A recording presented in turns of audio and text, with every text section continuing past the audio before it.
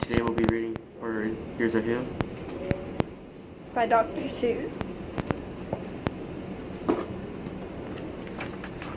On the 15th of May, in the jungle of Nile, in the heat of the day, in the cool of the pool, he was splashing, enjoying the jungle, great joys, when Horton the elephant heard a small noise. So Horton stopped splashing. He looked towards the sound. That's funny, thought Horton. There's no one around. Then he heard it again, just very faint yelp, as if some tiny person were calling for help. I'll help you, said Horton, but who are you? Where? He looked and he looked. He could see nothing there but a small speck of dust blowing past the air. I say, murmured Horton, I've never heard tell of a small speck of dust that is able to yell. So you know what I think, why I think that there must be someone on top of that small speck of dust, some sort of creature of very small size, too small to be seen by an elephant's eyes. Some poor little person who's shaking with fear that he'll blow in the pool, but he has no way to steer. I'll just have to save him because after all, a person's a person no matter how small.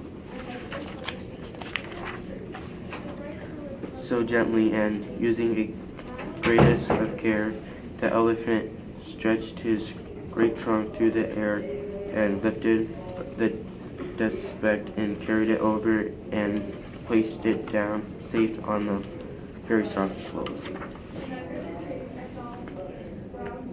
Humph, humph, a voice was, 'twas the sour kangaroo, and the young kangaroo in her pouch said humph too. Why, that speck is small as the head of a pin. A person what that, why there never has been. Believe me, said Horton, I tell you sincerely, my ears are quite keen, and I heard him quite clearly. I know there's a person down there, and what's more, quite likely there's two, even three, even four, quite likely. A family for all that we know. A family of children we're starting to grow. So please, Horton said, as a favor to me, try not to disturb them. Just please let them be. I think you're a fool, laughed the sour kangaroo, and the young kangaroo in her pouch said, me too. You're the biggest blame fool in the jungle of Nile, said the kangaroos, plunged in the cool of the pool. What terrible splashing, the elephant frowned. I can't let my very small person get drowned. I've got to protect them. I'm bigger than they. So I plucked up the clover and hustled away.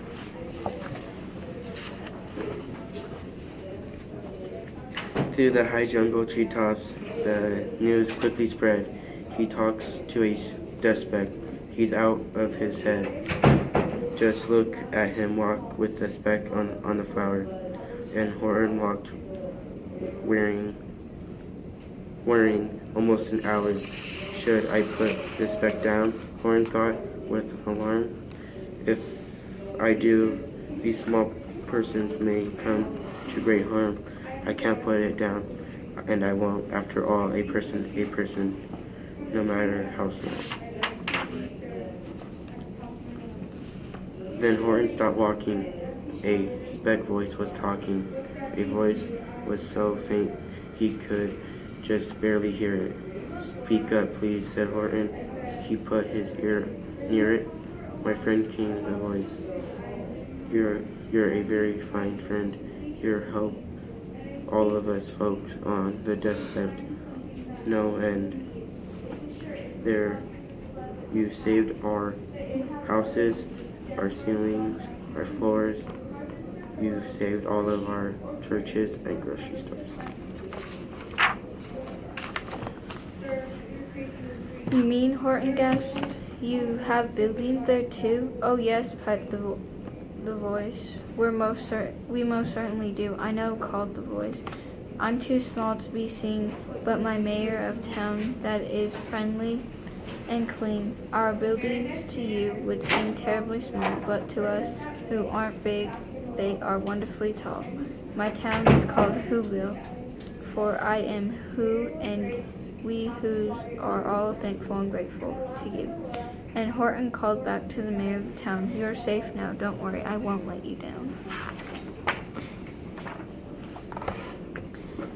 But just as he spoke to the mayor of the speck, 3 big jungle monkeys climbed up Horton's neck, and Wickersham brothers came shouting, "What rot! This elephant's talking to who's who are not. There aren't any who's, and they don't have a mayor, and we're going to stop all this nonsense, so they."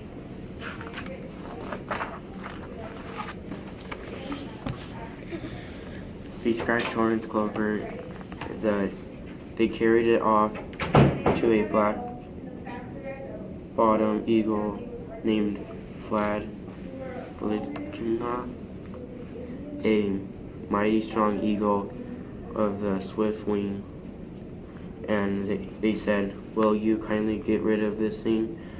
And before the poor elephant even could speak, the eagle flew off with a flower in his beak.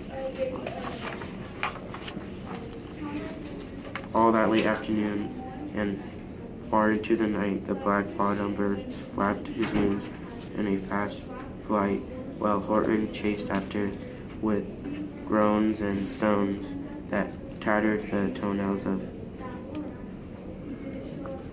battered his bones, and begged, "Please don't harm all the little folks who have such much rights to live as us bigger folks do." But far, far beyond them, the eagle kept flapping, and over his shoulder called back, "Quiet, you yapping! I'll fly the night through. I'm a bird. I don't mind it, and I'll hide this tomorrow where you'll never find it."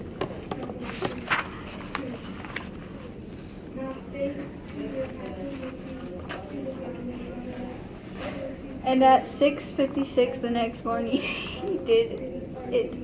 It sure was a terrible place that he hid it.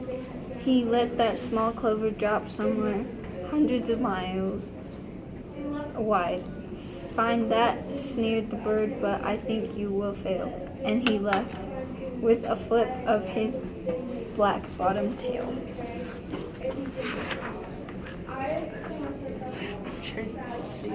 "I'll find it," cried Horton. "I'll find it or bust. I shall find my friends on my small speck of dust." And clover by clover by clover, with care, he picked up and stretched them and called, "Are you there?" But clover by clover by clover, he found that the one that he sought for was just not around. But by noon, poor old Horton, more dead than alive, had picked, searched, and piled up 9,005. Then on through of the afternoon, hour after hour, till he found them at last on the 3,000,000 flower. "My friends," cried the elephant, "tell me, do tell, are you safe? Are you sound? Are you whole? Are you well?" From down on the speck came the voice of the mayor. "We've really had trouble, much more than our share. When that black-bottomed bird let go, we landed so hard that our clocks all over stopped. Our teapots are broke, our rocking chairs smashed, and our bicycles' tires all blew up when we crashed. So Horton, plead that voice as the mayor's. Will you stick by us who's by the making repairs?" "Of course," Horton answered.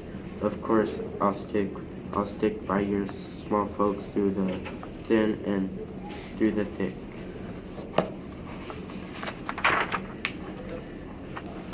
Humph, humph, a voice.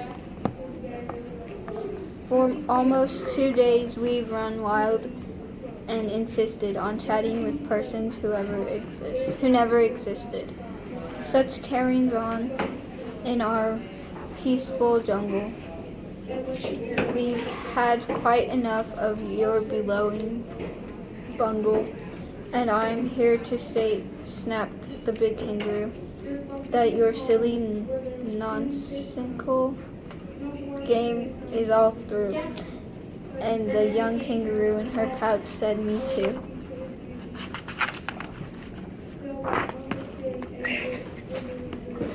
With the help of the Wickersham brothers and dozen of Wickersham uncles and Wickersham cousins, the Wickersham in-laws who helped, I've engaged, you're going to be robbed. And you're going to be caged.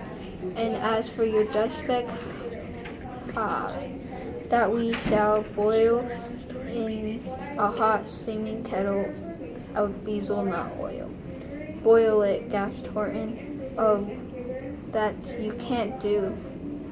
It's all full of persons. They'll prove it to you. Mr. Mayor, Horton called. Mr. Mayor, you've got to prove now that you really are there. So call a big meeting. Get everyone out. Make everyone who holler. Make everyone who shout. Make everyone who scream. If they don't, even who's going to end up in a hazelnut stew. If you want to read the rest, you're going to have to read it on your own.